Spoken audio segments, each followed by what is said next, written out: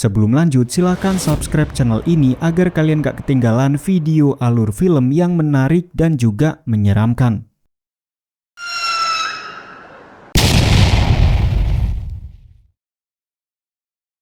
Kisah ini dimulai dengan penjelasan data FBI, di mana setiap tahun di Amerika terjadi 1,4 juta kasus kejahatan dan juga kekerasan. Namun di malam hari pada tanggal 11 Februari tahun 2005, sepasang kekasih yang bernama Kristen Mickey dan juga James Hoyt mengalami suatu kejadian yang sangat mengerikan di rumah liburan milik keluarganya James. Lalu scene pun beralih ke suara seorang bocah bernama Jordan yang sedang menelpon seorang polisi. Jordan menjelaskan jika dia bersama temannya masuk ke sebuah rumah dan menemukan beberapa orang yang tewas serta cipratan darah yang berada di mana-mana. Karena terlalu panik dan juga ketakutan, Jordan tidak menjelaskan di manakah dia berada sekarang.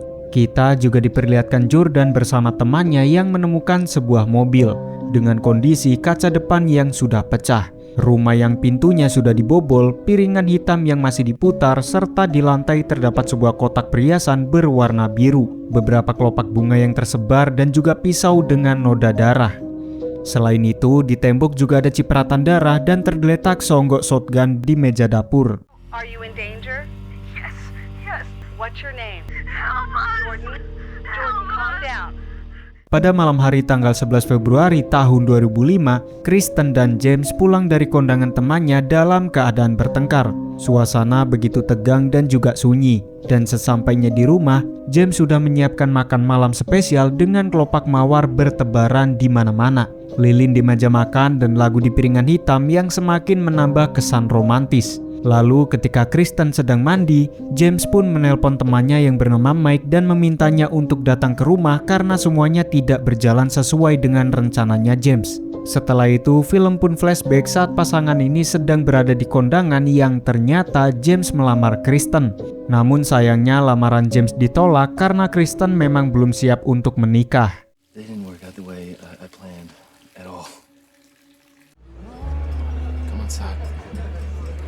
Mereka pun lanjut makan malam sambil ngobrol-ngobrol dengan situasi yang sangat amat canggung. Kristen juga meminta maaf kepada James karena jawabannya tidak sesuai dengan harapan James. Lalu ketika mereka akan bersemlehoy, tiba-tiba datang seorang wanita tak dikenal yang menanyakan apakah Tamara berada di sana. Karena mereka tidak kenal dengan Tamara, James pun meminta maaf kepada wanita itu. Karena mungkin saja wanita misterius itu salah alamat dan akhirnya wanita itu pun pergi dari sana. Jelas mereka berdua pun merasa kejadian tersebut sangatlah aneh. Karena pada saat itu jam masih menunjukkan pukul 4 pagi. Dan mereka juga tidak melihat wajah wanita itu dengan jelas karena lampu depan rumah belum dinyalakan.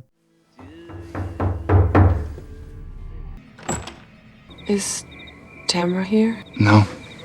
See you later. Setelah itu, karena rokok surya Kristen habis, James pun akan pergi beli rokok sebentar ke supermarket. Sebelum berangkat, James menyalakan perapian karena cuaca sedang dingin dan berusaha menenangkan Kristen agar tidak usah membahas tentang pernikahan lagi. Dan setelah James pergi, Kristen pun kembali memutar piringan hitam dan mencoba cincin lamarannya sambil memikirkan sikapnya kepada James. Tapi tiba-tiba terdengar suara ketukan yang sangat keras di pintu depan. Yang ternyata wanita misterius itu lagi-lagi datang dan menanyakan apakah Tamara ada di sana. Tanpa membuka pintunya, Kristen pun menjawab jika dia sebelumnya sudah pernah datang dan menanyakan hal yang sama. Setelah itu, Kristen pun mengunci pintu dan terdengar suara langkah kaki wanita misterius yang sedang berjalan menjauh.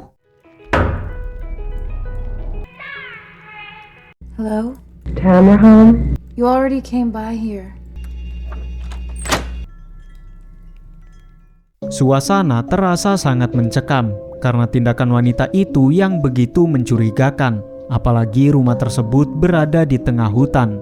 Namun tak lama kemudian alarm kebakaran menyala karena asap yang berasal dari perapian. Saat Kristen akan mematikannya, alarm itu terjatuh ke lantai dan terdengar suara tembakan shotgun yang diikuti ketukan pintu yang sangat amat keras. Kristen pun segera mengecas HP-nya yang lowbat lalu menelpon James dengan telepon rumah dan memintanya untuk segera pulang karena wanita itu datang kembali. Namun sayangnya sinyal di sana sangatlah lemah dan telepon pun terputus.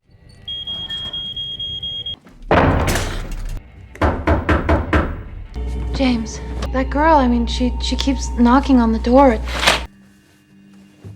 Will you just stay on the phone with me? Dan terlihat ada sosok yang memperhatikan Kristen dari jarak jauh. Biar gampang, kita sebut saja namanya Sumarno. Kalau yang pertama, kita sebut saja namanya Siska. Ya, seperti biasalah, sontak Kristen langsung mengambil pisau. James?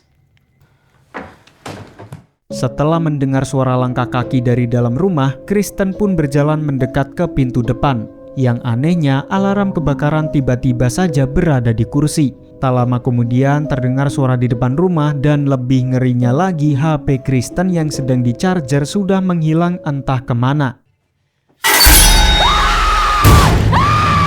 Setelah itu, Kristen buru-buru kabur ke kamar dan suara geruduk-geruduk masih terdengar kencang di luar.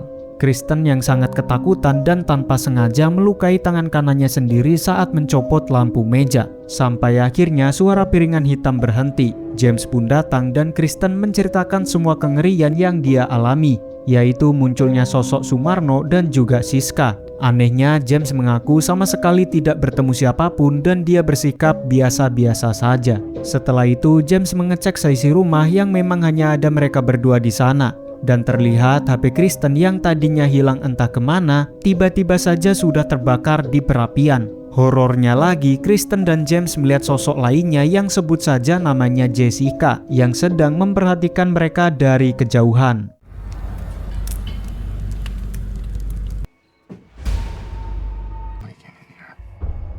Setelah itu, ketika James akan mengambil HP-nya yang ketinggalan di mobil, kaca depan mobilnya sudah pecah persis seperti yang kita lihat di awal film.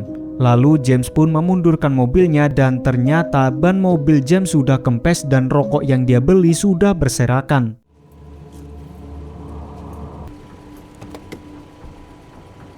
Jessica hanya memperhatikannya dari kejauhan. Sempat ada sosok lain yang ternyata itu adalah Siska yang sedang berlari di tengah hutan. Setelah itu, James menyuruh Kristen berlindung di dalam rumah. Sementara James akan mengecek ke halaman sekitar.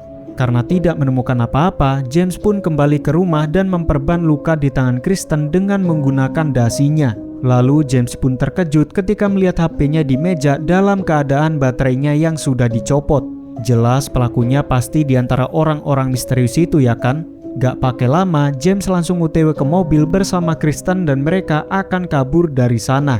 Namun tiba-tiba Siska menabrak mobil mereka dari belakang, sedangkan di depan mereka sudah ada Sumarno.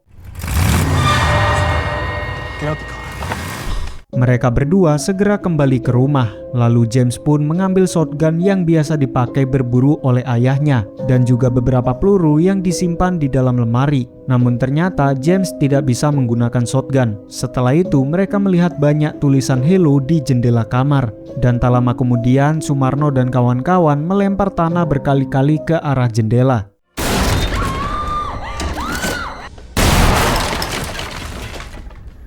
Mereka berdua sembunyi di kamar paling pojok dan James terus menodongkan shotgunnya ke pintu kamar, bersiap menembak siapapun yang akan muncul. Di sisi lain, Max sudah sampai di sana dan tiba-tiba saja mobilnya dilempar batu hingga jendelanya pecah. Untungnya Mike baik-baik saja dan dia pun terkejut saat melihat kondisi mobil James yang belakangnya penyok habis ditabrak serta kacanya yang juga pecah. Lalu Mike masuk ke dalam rumah lewat pintu samping. Dia merasa aneh melihat rumah yang begitu sunyi dan hanya terdengar suara lagu di piringan hitam serta banyak barang-barang yang berserakan.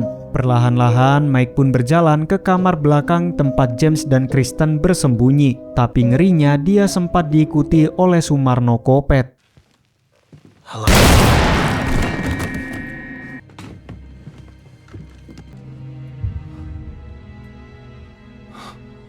James sangat terpukul karena tidak sengaja menembak sahabatnya sendiri. Setelah itu, James berencana pergi ke gudang dan menggunakan radio tua di sana untuk melapor polisi. Sementara Kristen diminta untuk tetap menunggu di rumah. Dan ngerinya, kali ini terdapat tulisan pembunuh di salah satu jendela rumah. Lalu sebelum James pergi ke gudang, dia mencoba menyalakan mobil Sumarno untuk kabur dari sana. Tapi ternyata mobil Sumarno tidak mau menyala. Dan begitu melihat Siska yang keluar dari gudang, James pun akan menembaknya. Akan tetapi tiba-tiba saja Sumarno datang dan menyergap James.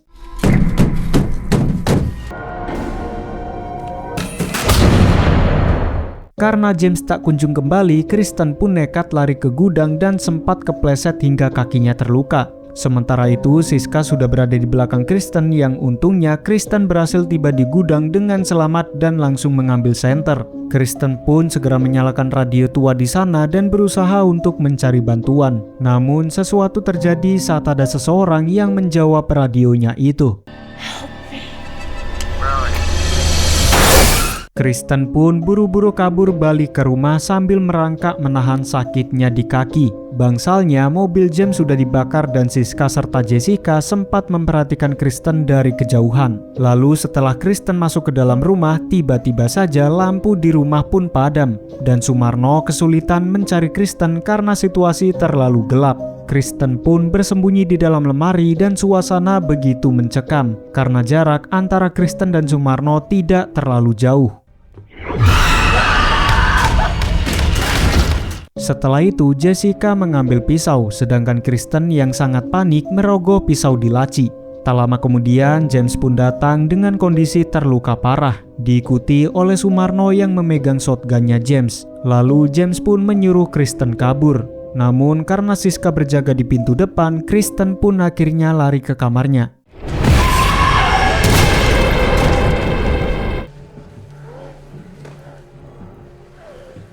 Di pagi harinya, Kristen dan James sudah terikat di atas kursi. Lalu Kristen pun bertanya apa alasan mereka bertiga melakukan semua ini. Dengan entengnya, Jessica menjawab jika mereka melakukan teror karena James dan Kristen sedang berada di rumah. Dengan kata lain, mereka bertiga ini memanglah psikopat yang ingin berbuat kekerasan demi kesenangan pribadi. Mereka berdua pun hanya bisa menangis dan Kristen mengatakan jika dia sangat mencintai James sambil menunjukkan jari manisnya yang sudah memakai cincin lamaran. Why are you doing this to us? Because you were home.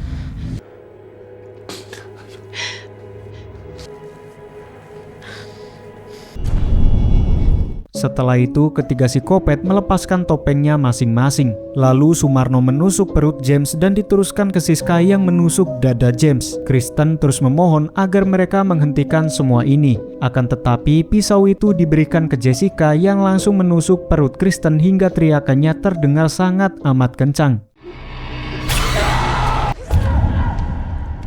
Naasnya, James pun meninggal sedangkan Kristen masih hidup meski kondisinya begitu lemah. Kristen sempat berusaha menjawab HP Mike yang berdering, tapi teleponnya keburu mati. Dan setelah itu Sumarno pun datang mengambil HP tersebut dan dia pergi begitu saja.